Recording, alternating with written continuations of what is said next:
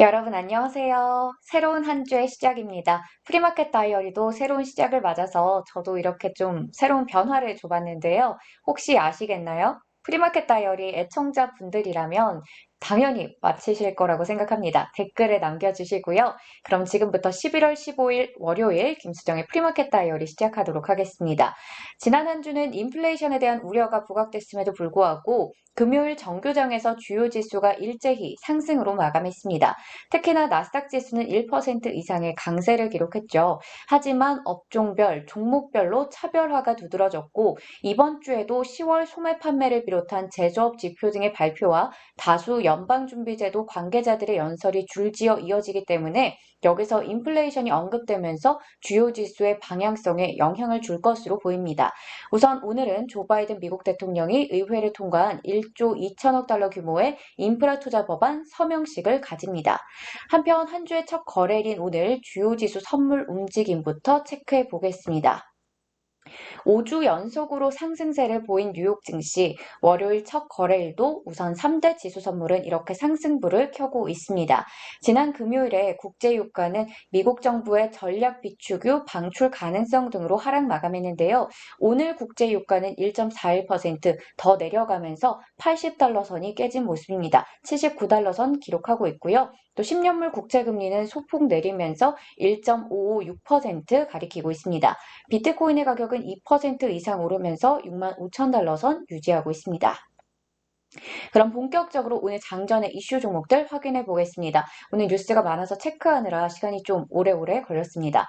먼저 엔비디아 보겠습니다. 지난주 금요일 정규장에서는 웨드부시가 엔비디아에 대한 투자 의견을 시장 수익률 상회에서 중립으로 하향 조정했음에도 불구하고 주가는 큰 영향을 받지 않은 채 보합으로 마감했습니다.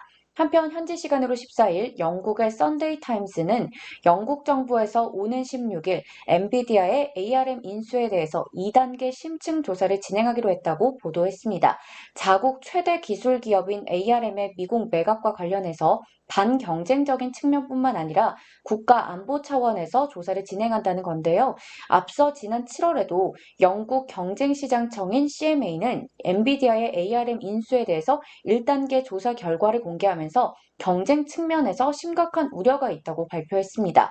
엔비디아 측은 이 우려 해소를 위해서 영국 정부와의 협력 의사를 밝혔으나 썬데이 타임즈에서는 이번 일로 인해서 엔비디아가 상당히 난감한 처지에 놓일 거라고 보도했습니다. 그리고 영국뿐만 아니라 유럽연합과 미국, 중국 등도 엔비디아의 ARM 인수에 대해서 조사를 진행하고 있는 만큼 엔비디아가 당초 내년 3월까지 마무리하려던 ARM 인수 계획이 차질이 빚어지는 게 아니냐라는 우려의 목소리가 나오고 있습니다. 현재 엔비디아의 주가는 소폭 내리고 있습니다. 0.13% 하락한 303달러 선 가리킵니다. 참고로 엔비디아는 이번 주 수요일에 장 마감하고 실적이 나올 예정인데요. 이 부분 꼭 기억하시면 좋을 것 같고요. 엔비디아에 대해서는 오펜하이머와 서스케하나가 목표 주가를 각각 49%, 44%씩 상향 조정했습니다. 그리고 양사는 이번 3분기 실적과는 무관하게 엔비디아를 장기적인 관점에서 보유할 것을 권한다고 밝혔습니다. 다음은 루시드 그룹입니다. 오늘 많은 투자자분들이 관심이 좀 집중될 것 같은 종목인데요. 한국 예탁 결제원에 따르면 한국 투자자들이 이번 달 들어서 가장 많이 매수한 종목 2위가 루시드 그룹이라고 합니다. 1위는 조금 전에 살펴봤던 엔비디아고요. 루시드 그룹은 오늘 장 마감 후에 실적을 발표할 예정인데요. 팩트셋 집계에 따르면 월가에서는 한 주당 0.25달러의 손실을 기록했을 것으로 전망하고 있습니다. 루시드에 대해서는 월가에서 4명의 전문가가 목표 주가를 제시했는데 3명은 매수 의견, 1명은 매도 의견을 내고 있습니다. 뱅크 오브 아메리카에서는 루시드에 대해서 투자 의견 매수 목표 주가 30달러 제시했고요. 그리고 지난달 15일부터 이번 달 12일까지 한 달 동안 루시드가 82% 이상의 급등세를 나타냈습니다. 그런데 한편으로는 차량 인도가 이제 막 시작이 됐는데 이번 실적에서 매출이 나올까라는 부분이 궁금한 분들 계실 것 같습니다. 저도 궁금했거든요. 찾아보니까 이번 실적은 9월 말까지가 기준인데 루시드 에어 모델의 인도는 10월 말부터 시작이 됐기 때문에 이번 실적 발표에서는 향후 루시드의 가이던스라던가 방향성에 집중하는 게 좋을 것 같습니다. 루시드는 내년에 총 2만 대의 루시드 에어 생산을 목표로 하고 있다고 해요. 실적 발표를 앞두고 루시드 그룹은 3% 정도 내리면서 42달러 선에서 거래되고 있습니다. 계속해서 보잉 보겠습니다. 로이터 통신은 중국 당국이 최근 보잉이 제안한 설계 변경에 만족을 표시했고, 이것은 앞서 비행이 금지됐던 보잉 737 맥스 기종에 대해서 중국이 다시 자국 내 비행을 허가해 줄 수 있다라는 신호라고 분석을 했습니다.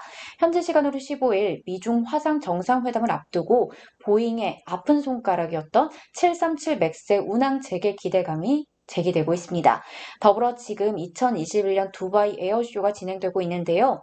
보잉과 세계 항공기 시장을 양분하고 있는 유럽 에어버스가 팬데믹 이후 처음으로 200대가 넘는 대규모 계약을 따냈다고 합니다.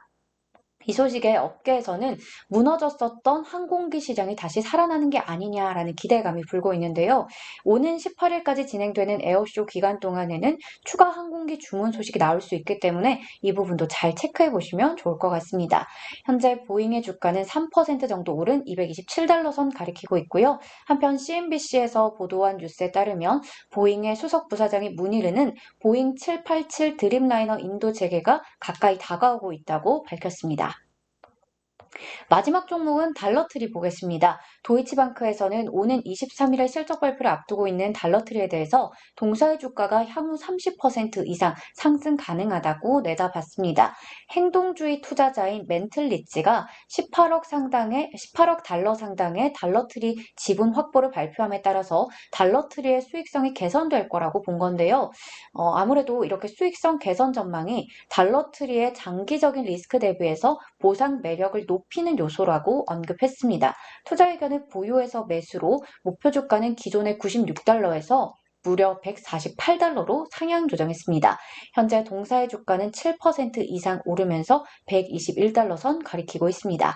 여기까지 오늘 장전의 이슈 종목들 확인해 봤습니다.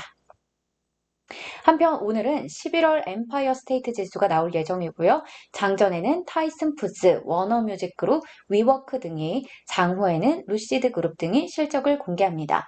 여러분 새로운 한 주의 시작도 활기차게 하시길 응원하겠고요. 저는 내일 이 시간에 다시 돌아올게요. 안녕!